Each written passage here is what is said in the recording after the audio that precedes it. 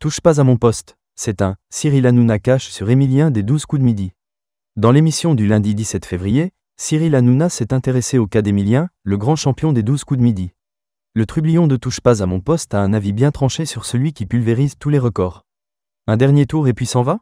Cyril Hanouna et ses chroniqueurs ont une épée de Damoclès au-dessus de la tête depuis que l'Arcom s'est prononcé en faveur de l'arrêt de C8 sur la TNT. Mais avant la dernière du talk show, prévue à la fin du mois sur la chaîne, la bande continue de débattre des sujets de société et d'analyser les moments forts du petit écran.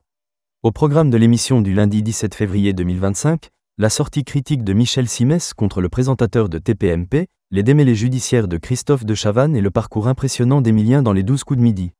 C'est incroyable, Cyril Hanouna fasciné par le parcours d'Émilien dans les 12 coups de midi. Il a inventé une nouvelle manière de répondre, a amorcé Cyril Hanouna pour lancer une séquence lors de laquelle le plus grand champion de l'histoire des jeux TV marque des points sans trop connaître le sujet de la question. Cette instinctive est devenue l'une des marques de fabrique de l'étudiant vendéen dont l'esprit de déduction est régulièrement souligné par un Jean-Luc Reichmann constamment impressionné.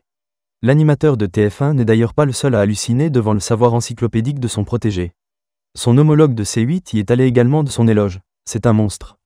C'est incroyable, a martelé le champion de padel, qui s'y connaît en compétition. Les téléspectateurs jaloux de la réussite d'Émilien ?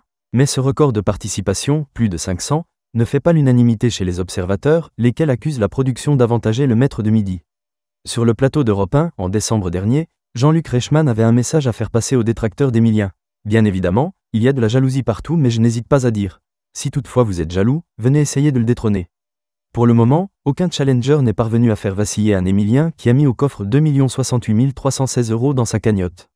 Et à moins d'une surprise, il poursuivra son parcours là où Cyril Hanouna sera contraint d'arrêter le sien sur C8.